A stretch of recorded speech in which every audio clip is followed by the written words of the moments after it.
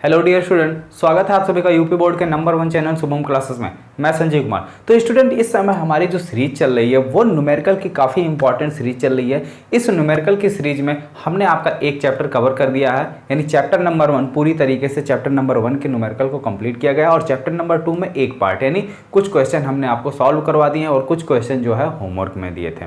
तो स्टूडेंट देखो, चाहे ये न्यूमेरिकल की सीरीज हो या इंपॉर्टेंट क्वेश्चन आंसर की सीरीज हो, ये न्यूमेरिकल की सीरीज जैसे ही आपकी कंप्लीट होती है, कंप्लीट का मतलब ये चैप्टर नंबर 2 जैसे ही कंप्लीट होता तुरंत चैप्टर नंबर 1 और चैप्टर नंबर 2 के हम सभी इंपॉर्टेंट क्वेश्चन वो भी विद आंसर, ठीक है, हर एक इंपॉर्टेंट क्वेश्चन के साथ साथ उसके आंसर को भी डिस्कस करेंगे। ये सीरीज हमारी स्टार्ट होगी। तो आइए देखते हैं सबसे पहले न्यूमेरिकल की सीरीज में जो हमने आपको होमवर्क दिया था। तो होमवर्क का नाम लेते ही आप लोगों को स्ट्रेस होने की ज़रूरत नहीं है। होमवर्क डेली मैं आपको इसलिए देता हूँ कि इसी बहाने आप घर पर न्यूमेरिकल की प्रैक्टिस करेंगे, और अगर आप घर पर न्यूमेरिकल की प्रैक्टिस करते हैं या थ्योरी का होमवर्क, कोई भी होमवर्क अगर आपको मिल रहा आप उससे अच्छे से करते हैं तो आपकी तैयारी बहुत ही बेहतर होगी, ठीक है। और रही बात अच्छे अंक पाने की और दिलाने की, तो अगर आप जितनी चीज़ें हम आपको बताते हैं वो सारी स्ट्रेटजी फॉलो करते हैं या हमारी जो भी हम स्टेप आपको बता रहे हैं वो फॉलो करते चलते हैं, तो फिजिक्स में आपको मैक्सिमम अंक पाने से कोई नहीं रोक सकता, ठीक है। चाहे फिजिक्स हो या कोई भी सब्जेक्ट हो, उसके नंबर जो है वो आपके हाथ में होते हैं।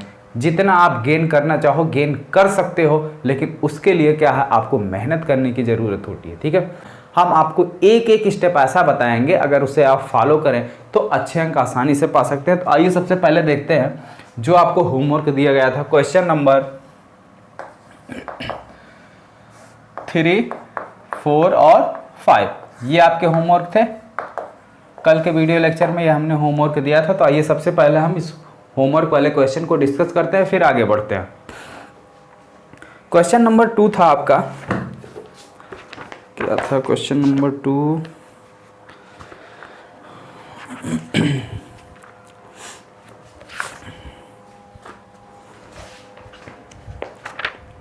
हाँ, क्वेश्चन नंबर 3 है कि 6 सेंटीमीटर की दूरी पर अव्यवस्थित दो बिंदुओं ए एवं बी दोनों पर दो आवेश रखे गए हैं, ठीक है, 2 माइक्रोकूलम और -2 माइक्रोकूलम।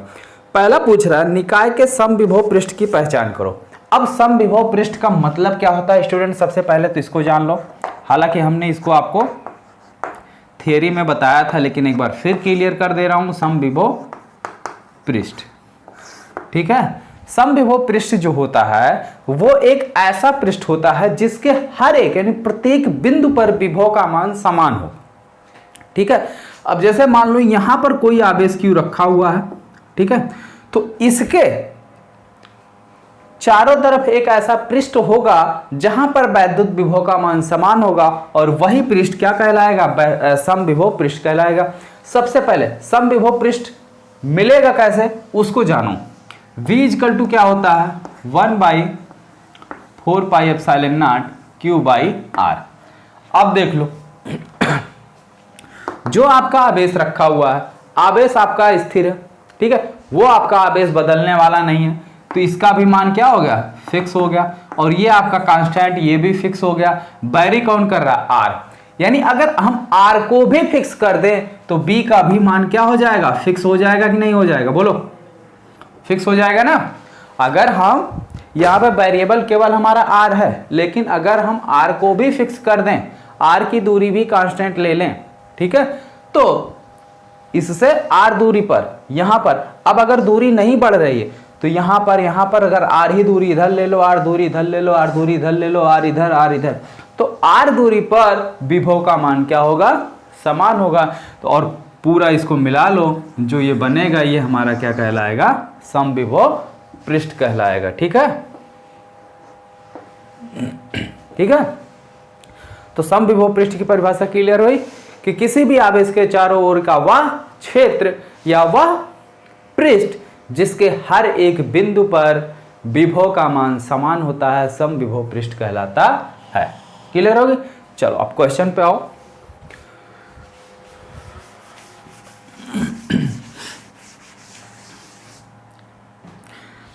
ए व बी इनके बीच की दूरी जो है वो 6 सेंटीमीटर है। कितनी है? 6 सेंटीमीटर। तो दूरी को सबसे पहले जो दूरी का मात्रक है उस मात्रक को हमें एसआई मात्रक में कन्वर्ट करना होता है और दूरी का एसआई मात्रक मीटर होता है। तो डिस्टेंस यानी आर बराबर कितना हो गया 6 सेंटीमीटर या 6 × 10⁻² मीटर। ये हमारी दूरी निकल के आ गई। यहाँ पर आपका आवेश रखा है 2 माइक्रो कूलम और यहाँ पर आवेश आपका रखा है -2 माइक्रो कूलम। कह रहा है इसके समविभव पृष्ठ, इस निकाय के समविभव पृष्ठ की रचना करनी है। तो अब देखो यहाँ पे 2 माइक्रो कूलम, यहाँ पे -2 माइक्रो कूलम, तो यानी एक ऐसा पॉइंट होगा जहां पर विभव का मान समान होगा। भाई इसके बीच में एक ऐसा बिंदु मिलेगा जहां पे विभव का मान 0 होगा। ठीक है, तो मान लेते हैं ये पॉइंट हमारा क्या हो गया, पॉइंट सी हो गया, जहां पर क्या है, विभव का मान समान है। तो मान लेते हैं बिंदु सी पर विभव का मान क्या है, हमारा समान है। ठीक है, तो बिंदु सी पर विभव का मान निकाल लेते हैं। बिंदु सी पर विभव का मान निकाल लेते हैं, इसके बीच में है तो सी को हमने बीच में मान लिया, तो इधर कितना हो जाएगा 3 सेंटीमीटर, इधर 3 सेंटीमीटर। 3 सेंटीमीटर का मतलब क्या हो गया 3 × 10⁻² मीटर, 3 × 10⁻² मीटर। तो बिंदु सी पर विभव V = कितना हो जाएगा, पहले तो इसके कारण विभव, ठीक है, Q का मान कितना 2 माइक्रो कूलम, 2 × 10⁻⁻6। हमने कहा कि जो भी मात्रक है उस मात्रक को हमें एसआई मात्रक में कन्वर्ट करना होगा और आवेश का एसआई मात्रक होता है कूलम, माइक्रो कूलम नहीं। ठीक है, बटे में आर होता है, यानी इनके बीच की दूरी कितनी है 3 सेंटीमीटर, और सेंटीमीटर को जब हम मीटर में कन्वर्ट करेंगे तो कितना आ जाएगा 3 × 10⁻² प्लस 1/4πε0 Q का मान कितना है -2 माइक्रो कूलम बटे 2, दूरी कितनी है 3 × 10⁻²। ठीक है, अब देखो यही चीज आपकी पॉजिटिव में, यही चीज आपकी नेगेटिव में है, दोनों की वैल्यू सेम आएगी, इसलिए पूरा कट जाएगा, कितना मिलेगा 0। ठीक है, अतः बिंदु सी एक ऐसा पॉइंट है जिसके हर एक बिंदु पर वैद्युत विभव का मान क्या होगा, समान होगा। ठीक है, या समविभव पृष्ठ हमारा कौन होगा, बिंदु सी। क्लियर हो गया। अगला इसी में पूछ रहा है आपसे, इस पृष्ठ के प्रत्येक बिंदु पर, यानी कौन से पृष्ठ, जो हमारा समविभव पृष्ठ निकला है, इस पृष्ठ के प्रत्येक बिंदु पर वैद्युत क्षेत्र की दिशा क्या होगी। अब वैद्युत क्षेत्र, भाई देखो ध्यान से देखो, B = क्या होता है E/dr या E/r। ठीक है, तो वैद्युत क्षेत्र E = क्या हो जाएगा V.dr। ठीक है, वैद्युत क्षेत्र E = क्या हो जाएगा, नहीं एक सेकंड रुकियो, E = V/r होता है। ठीक है, E = V/r। तो यहां से E × dr = क्या हो जाएगा V। ठीक है, E × dr = आपका क्या हो जाएगा V, और विभव का मान इस पृष्ठ पर कितना निकाला गया है 0, यानी कि E.dr = कितना है 0। अब किसी भी दो वेक्टर का dr क्या है, क्षेत्रफल वेक्टर। ठीक है, इस बिंदु C का क्षेत्रफल वेक्टर है और E क्या है, वैद्युत क्षेत्र। ठीक है, वैद्युत क्षेत्र की दिशा को E बताता, हमें यही निकालना वैद्युत क्षेत्र की दिशा। अब देखो कोई भी दो वेक्टर हैं, इनका अगर डॉट प्रोडक्ट 0 है, इनका अगर डॉट प्रोडक्ट 0 है, तो इसका मतलब यह है कि ये क्वांटिटी 0 नहीं है। ठीक है, इसके क्या वैल्यू आएगी E.dr cos थीटा। ठीक है, अब भाई आवेश रखा है तो कुछ ना कुछ वैद्युत क्षेत्र होगा। दूरी dr क्या है, डिस्टेंस है, दूरी हमारी कभी 0 हो नहीं, यहाँ पे दूरी हमारी 0 है नहीं। ठीक है, जब 0 नहीं है तो ना हमारा E 0 है ना dr 0 है, तो 0 कौन हो रहा, ये। तो cos थीटा = अगर हो गया 0, तो cos कितने की वैल्यू होती है 0, थीटा बराबर 90 की, थीटा बराबर 90 की। ठीक है। तो 90 अंश की वैल्यू 0 होती है, यानी कहने का मतलब समविभव पृष्ठ के हर एक बिंदु पर वैद्युत क्षेत्र की दिशा क्या होगी, लंबवत होगी। 90 अंश आ रहा ना, तो वैद्युत क्षेत्र समविभव पृष्ठ के हर एक बिंदु पर वैद्युत क्षेत्र की दिशा क्या होगी, लंबवत होगी। ये हमारी वैद्युत क्षेत्र की दिशा है। क्लियर हो गया, कोई डाउट नहीं है, ठीक है। चलिए देखते हैं अगला क्वेश्चन, क्वेश्चन नंबर 4। क्लियर हुआ ना सबको अच्छे से? अगर किसी को कोई डाउट होगा तो बोल देना, ठीक है, दोबारा समझा देंगे। ऐसी क्लासें आपको पूरे YouTube पर कहीं मिलेंगी नहीं, जिस तरीके से हम आपको पूरी छूट दे रखे हैं। कहीं कोई डाउट हो तो बोलो, हम फिर से उसको समझा देते हैं, ठीक है। आपकी न्यूमेरिकल की सीरीज, इंपॉर्टेंट क्वेश्चन की सीरीज, हर एक सीरीज करवाएंगे। और सिलेबस भी आपका 50% खत्म हो चुका है, ठीक है। पार्ट 1 आपका 7 चैप्टर हमने कंप्लीट कर दिया है, बचा सिर्फ 1 चैप्टर है पार्ट 1 में, और पार्ट 2 में आपके 6 चैप्टर है। तो टोटल आपको 14 चैप्टर पढ़ने थे, जिसमें से आपने 7 चैप्टर पढ़ लिया, यानी 50% सिलेबस आपने कवर कर लिया है।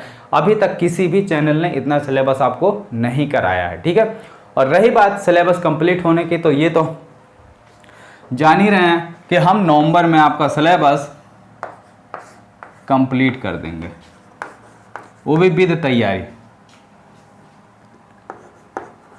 ठीक है। तो नवंबर में आपका सिलेबस कंप्लीट हो जाएगा। उसके बाद आपको सिर्फ और सिर्फ सीरीज, प्रैक्टिस सेट, इतना ज़्यादा सीरीज करवा देंगे, इतने प्रैक्टिस सेट सॉल्व करवा देंगे कि चाहे एग्ज़ाम जो है, चाहे जब आपका हो, सीरीज और प्रैक्टिस सेट करवाने के बाद आप इतना प्रिपेयर हो जाओगे कि एनी टाइम आपका एग्ज़ाम हो, कोई दिक्कत नहीं है, और आप मैक्सिमम अंक पा सकते हैं। बस इसके लिए क्या है कि जो भी वीडियो हम डेली का डेली बना रहे हैं आप लोगों के लिए, आप उसको देखते रहिए, वीडियो को लाइक कीजिए और अपने दोस्तों में अधिक से अधिक उसको शेयर करते रहिए, ठीक है। चलिए देखते हैं क्वेश्चन नंबर 4।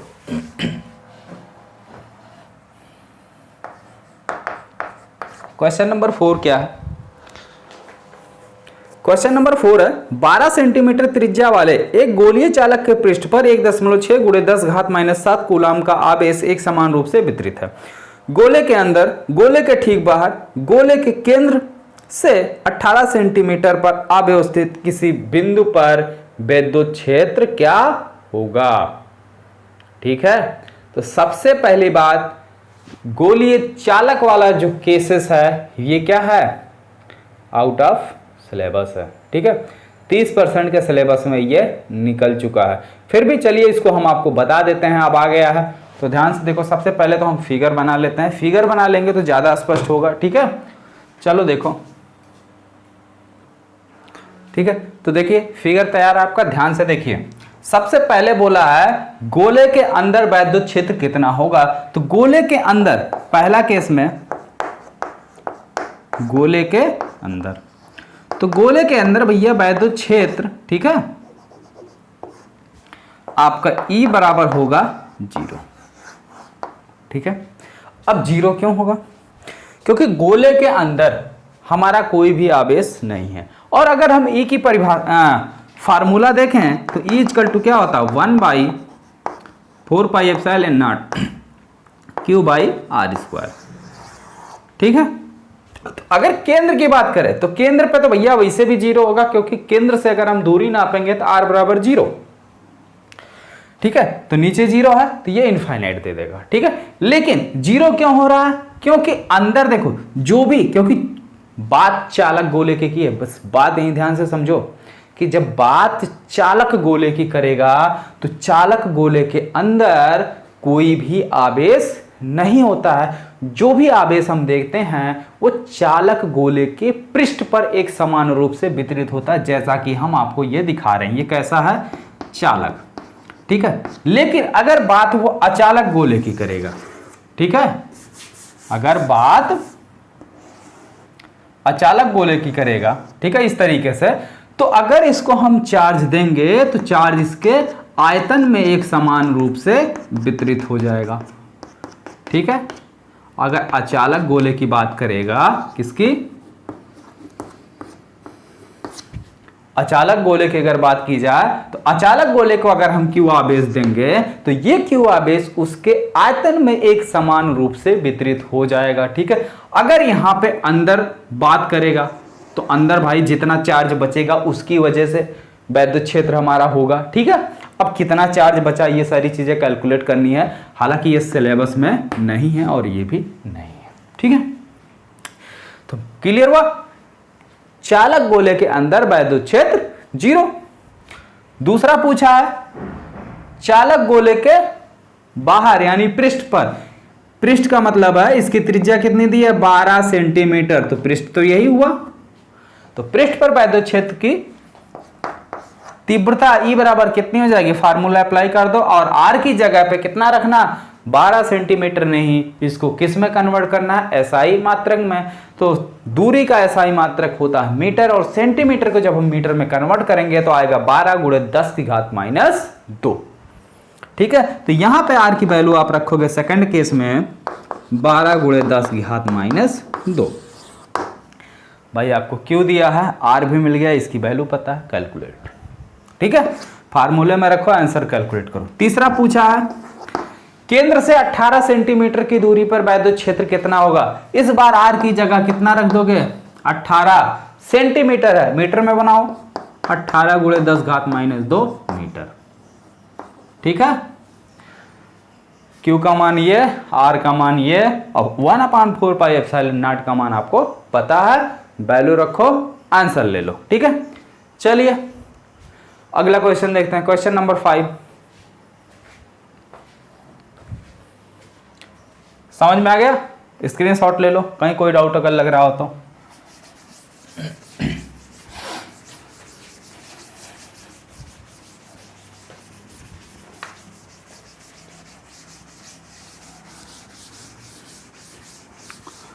तो स्टूडेंट आप अच्छे से मेहनत करते रहिए। ठीक है, और मेहनत ही रंग लाएगी। ठीक है, आगे देखो क्वेश्चन नंबर 5। एक समांतर पट्टिका संधारित्र जिसकी पट्टिकाओं के बीच में वायु भरा है, क्या भरा है, वायु भरा, यानी कोई भी माध्यम नहीं है। ठीक है, क्वेश्चन नंबर 5, समांतर प्लेट पट्टिका है ऐसे, इस पट्टिका के बीच में क्या भरा हुआ है, वायु भरा, यानी कोई माध्यम नहीं है। आगे कह रहा है इसकी धारिता यानी C बराबर दिया है 8 पिकोफैरेड, C = कितना दिया 8 पिकोफैरेड, और हम जानते हैं धारिता, ठीक है, जो धारिता की SI मात्रक है वो हमारी होती है फैरेड, धारिता की SI मात्रक क्या होती है फैरेड, तो पिकोफैरेड को हमें फैरेड में कन्वर्ट करना है, क्योंकि फार्मूले में कोई भी वैल्यू हमें ऐसी नहीं पुट करनी है जो SI मात्रक में ना हो। अगर आप बिना SI मात्रक में बदले वैल्यू पुट करते हैं तो आंसर आपका गलत आएगा। ठीक है, तो देखिए 1 पिकोफैरेड = होता है 10⁻12 पिको 10⁻12 फैरेड, तो 8 पिकोफैरेड बराबर, अब C बराबर आपका क्या हो जाएगा 8 × 10⁻12 फैरेड। धारिता मिल गई आपको SI मात्रक में। और आगे देखते हैं, यदि पट्टिकाओं के बीच की दूरी आधा कर दी जाए, यानी ये दूरी D है, अब दूरी हम क्या कर दे रहे हैं नए केस में, देखो भाई ध्यान से देखना, इनके बीच की दूरी आधा कर दे रहे हैं, D की जगह क्या कर दे रहे हैं, दूरी D/2 कर दे रहे हैं। ठीक है, और इनके बीच में वायु के स्थान पर 6 परावैद्युतांक का एक पदार्थ भर दिया जाए, यानी इसमें एक ऐसा परावैद्युतांक भर दे रहे हैं जिसके परावैद्युतांक यानी K का मान है कितना 6। ठीक है, इसमें पूरा हम क्या कर रहे हैं परावैद्युतांक पदार्थ भर दे रहे हैं, और इसके परावैद्युतांक का मान जो है वो कितना है 6 है। ठीक, इस तरीके से हमने क्या किया, परावैद्युतांक पदार्थ भर दिया और इसका परावैद्युतांक मान कितना है 6। तो कह रहा अब इसकी धारिता क्या होगी, तो सबसे पहले इस केस में हम इसकी धारिता निकालते हैं। तो इस केस में समांतर प्लेट संधारित्र के केस में जो इसकी धारिता C बराबर होती है, C = होता है ε/A/d। Epsilon not a by D. जहां पर ए क्या है, प्लेटों का क्षेत्रफल है, डी क्या है, प्लेटों के बीच की दूरी है, और ये इसकी धारिता, इसकी वैल्यू दे रखी है कितनी, इसकी वैल्यू दिया हुआ ये देखो 8 गुणे 10⁻⁻12 फैरेड, ये इसकी वैल्यू दी हुई है।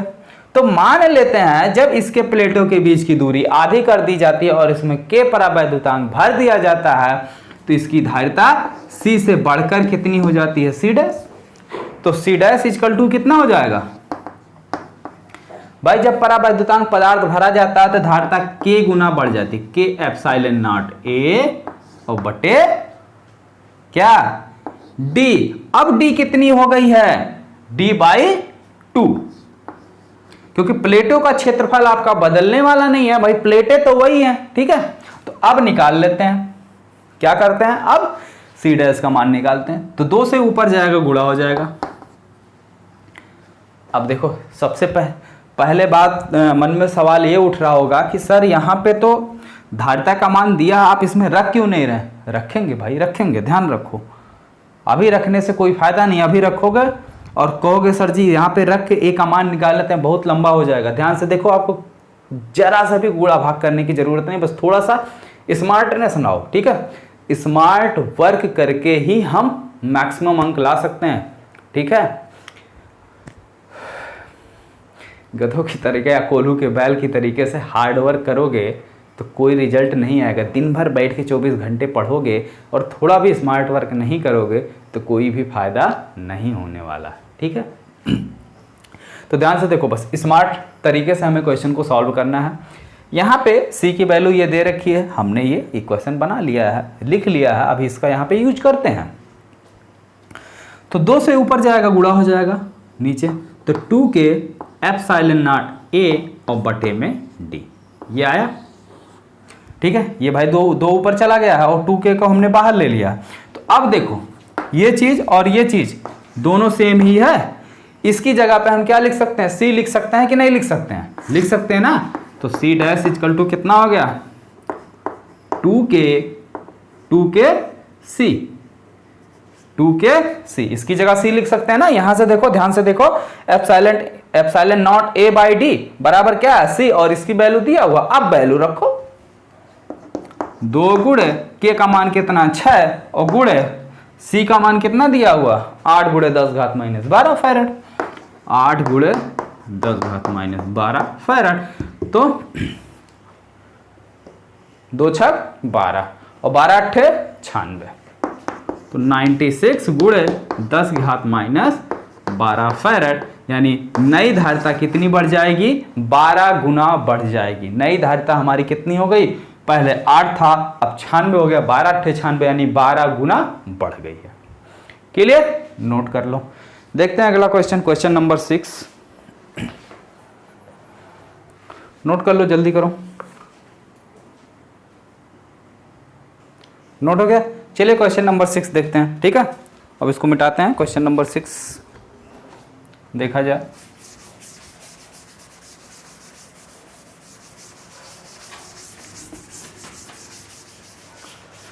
अब आगे जो भी क्वेश्चन है काफी इंपॉर्टेंट क्वेश्चन है, बहुत अच्छे क्वेश्चन है। क्वेश्चन यहीं से आपके बोर्ड एग्जाम में पूछे जाएंगे। इससे बाहर जो हम आपकी सीरीज बना रहे हैं, सीरीज से बाहर कोई भी क्वेश्चन आपको बोर्ड एग्जाम में देखने को नहीं मिलेगा। बोर्ड एग्जाम में क्वेश्चन आपको इसी सीरीज से ही देखने को मिलेगा। इसीलिए मैं फोकस करता हूं कि आप लोग सीरीज के हर एक क्वेश्चन को अच्छे से समझें और अच्छे से प्रैक्टिस करें।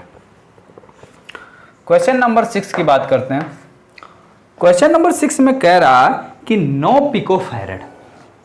9 पिकोफैरेड धारिता वाले 3 संधारित्र को श्रेणी क्रम में जोड़ा गया है। पूछ रहा है संयोजन की कुल धारिता। तो सबसे पहले संधारित्र को श्रेणी क्रम में जोड़ा गया है, यानी ये हमारे संधारित्र हैं, कितने हैं 3 हैं, और इसकी धारिता कितनी है 9 पिकोफैरेड। 9 पिकोफैरेड वाले 3 संधारित्र को श्रेणी क्रम में जोड़ा गया। तो श्रेणी क्रम में जोड़ने का मतलब क्या है कि हर एक के पहले प्लेट को, ठीक है, अगले के दूसरे प्लेट। जैसे इसका देखो, इसका पहला प्लेट है, इसका दूसरा प्लेट, दूसरे को पहले से, फिर इसके दूसरे को पहले से, फिर इसके, ऐसे ऐसे जोड़ते चले जाएंगे। ठीक है, इसको श्रेणी क्रम में जोड़ा गया। तो सबसे पहले हमें कुल धारिता बतानी है।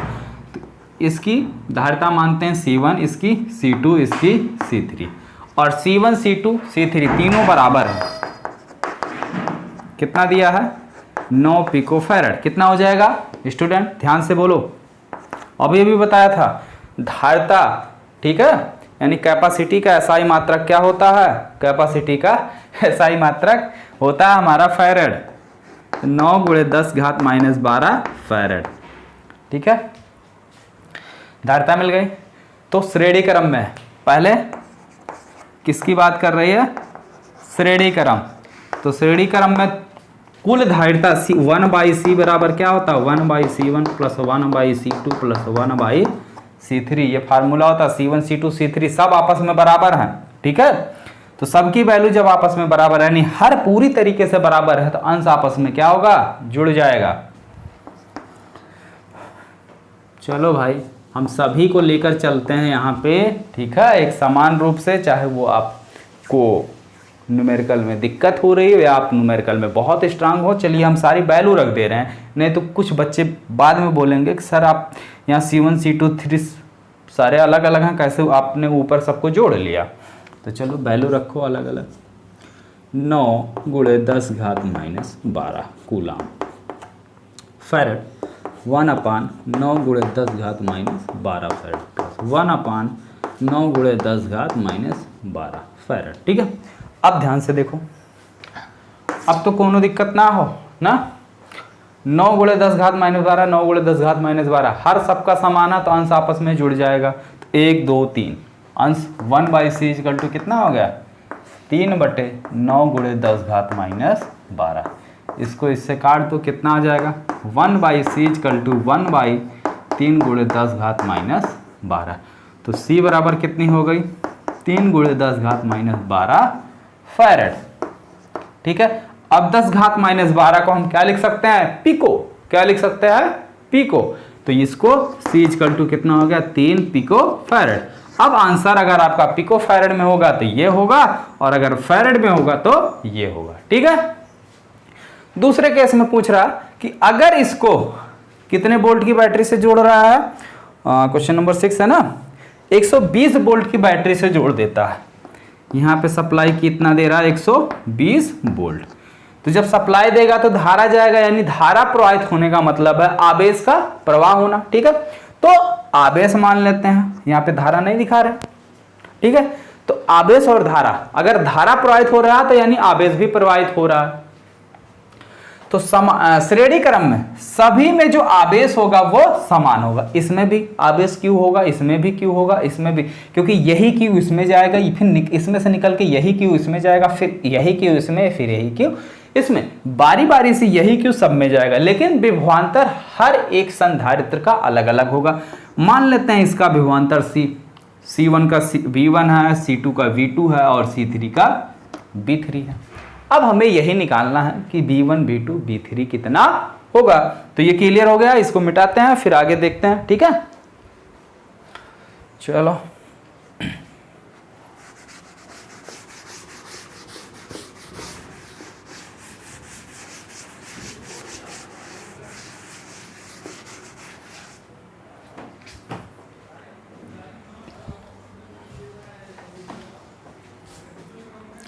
तो C बराबर होता क्या? Q/V। ठीक है, अगर पहले संधारित्र की धारिता C1 है और इस पर आवेश Q है तो V1, और इसका विभव V1 है तो C1 पर, यहां से देखो V = कितना हो जाएगा? Q/C होगा। ये फार्मूला हो गया। अब इसी से हमें निकाल लेना V1 बराबर Q/C1। यहाँ B1 लिखा था, यहाँ क्या लिखा? C1, क्योंकि बदल क्या रहा? केवल C और B बदल रहे हैं, Q वही है, तो Q को मैंने वही रखा और C और B को बदल दिया। अगर C1 लिया तो इसकी जगह आ गया B1। ठीक है, वैल्यू रख लो। अब पूछोगे सर जी Q का मान तो पता ही नहीं है। चलो भाई Q का मान निकाल लेते हैं। संयोजन की कुल धारिता C बराबर कितनी निकल के आई थी? 3 गुणे 10 घात माइनस 12 फैरेड। वोल्टेज कितना अप्लाई किया गया है? 120। ठीक है, तो यहां से Q बराबर क्या हो जाएगा? C into B. Q बराबर क्या हो जाएगा? C into V. C की वैल्यू 3 गुणे 10 घात माइनस 12, बी की वैल्यू 120, 12 तिहाई 36, 360 गुणे 10 घात माइनस 12। ठीक है, Q का मान मिल गया, रखो उठा के।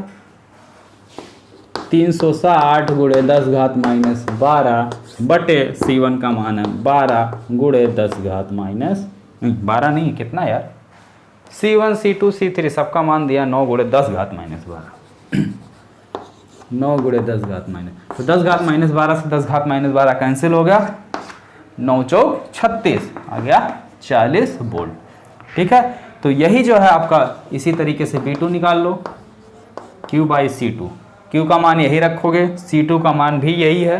ठीक है, इसको सॉल्व करोगे फिर 40 आएगा, फिर V3 निकालोगे। ठीक है,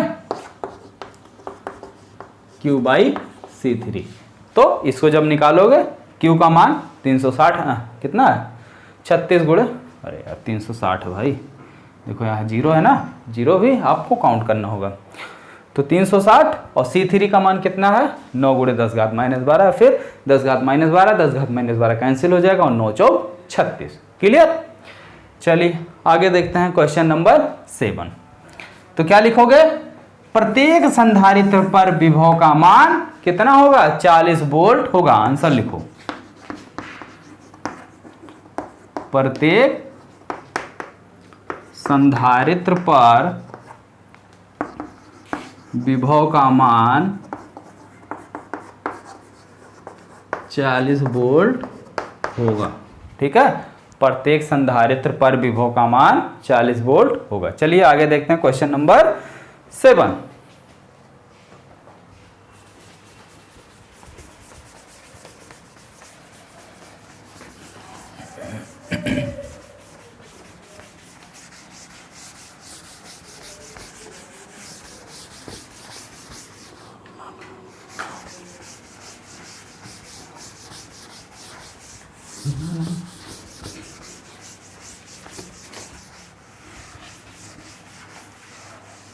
ओके, देखते हैं क्वेश्चन नंबर 7 क्या है।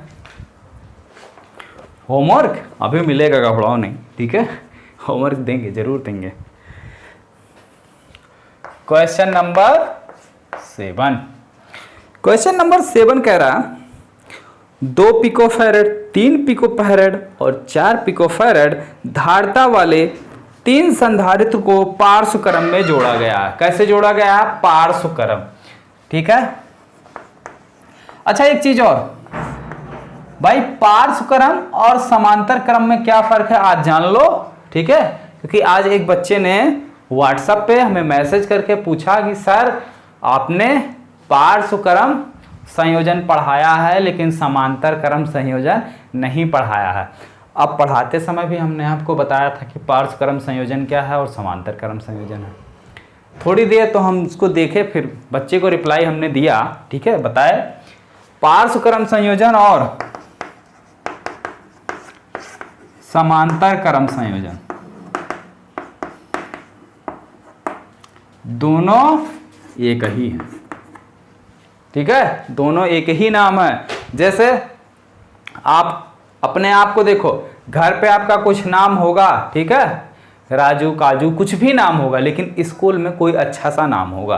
तो ठीक इसी तरीके से इसके भी दो नाम है, एक होता है पार्श्व क्रम, दूसरा होता है समांतर क्रम, लेकिन दोनों का मतलब एक ही होता है। ठीक है, अब तो पार्श्व क्रम और समांतर क्रम में कोई डाउट नहीं है किसी को। चलो क्लियर हो गया।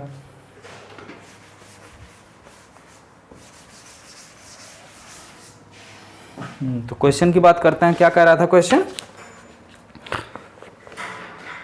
C1 बराबर दिया है 2 पिकोफैरेड और C2 बराबर दिया है 3 पिकोफैरेड, C3 बराबर दिया है 4 पिकोफैरेड। इन सबको समांतर क्रम में जोड़ दिया जाता है। समांतर क्रम का मतलब सभी के पहली प्लेट को एक सिरे से और दूसरी प्लेट को दूसरे सिरे से जोड़ देते हैं,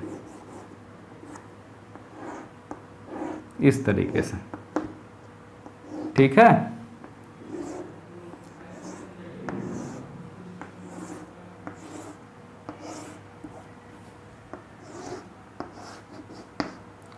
इस तरीके से जब भी जुड़ा हुआ मिले तो समझ जाओ कौन सा क्रम हमारा पार्श्व क्रम है या समांतर क्रम है।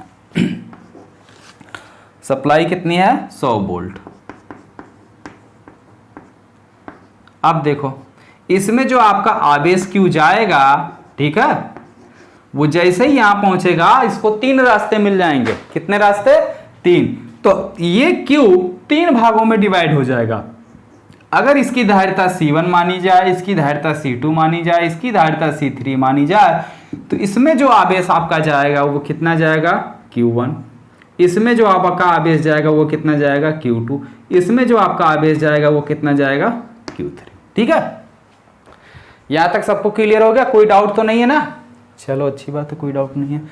अब पूछा क्या? सबसे पहले पूछा संयोजन की कुल धारिता। ठीक है, यानी जो हमारा ये पार्श्व क्रम संयोजन है इसकी कुल धारिता ए, कुल धारिता बतानी है, कुल धारिता। तो पार्श्व क्रम या समांतर क्रम में संधारित्र की कुल धारिता C = होता है C1 + C2 + C3। C1 की वैल्यू 2, C2 की वैल्यू 3, 3 2 5, 5 4 9, कितना आ गया? 9 पिको फैरड। ठीक है, C बराबर कितना निकल के आ गया? 9 पिको फैरड। इतनी बात क्लियर हो गई। और पिको फैरड का मतलब होता है 9 × 10⁻⁻12 फैरड। कोई डाउट यहां तक? नहीं। अब आगे देखो क्या पूछा। आगे पूछा यदि संयोजन को 100 वोल्ट से जोड़ दिया जाए तो हर एक संधारित्र पर आवेश की मात्रा ज्ञात कीजिए। तो हमने मान लिया भैया, क्या मान लिया है कि E वाले भाई साहब के पास कितना आवेश है? Q1। E वाले भाई साहब के पास है Q2 और C3 वाले भाई साहब के पास है Q3। तो धारिता की परिभाषा C बराबर क्या होती है? Q/V। तो Q = क्या हो जाएगा? C × V, C × V। और एक बात अपने जहन में, दिमाग में अच्छे से नोट कर लो कि अगर बात समांतर क्रम की होगी, ठीक है, तो V आपका सेम रहेगा, B नहीं चेंज होगा। ठीक है, अगर बात श्रेणी क्रम की होगी तो Q आपका सेम होगा, Q चेंज नहीं होगा। ठीक है, ये समांतर क्रम के लिए है और ये श्रेणी क्रम के लिए। ठीक है, तो अब यहां आपका कौन सा क्रम है? समांतर क्रम। सेम क्या होगा? B।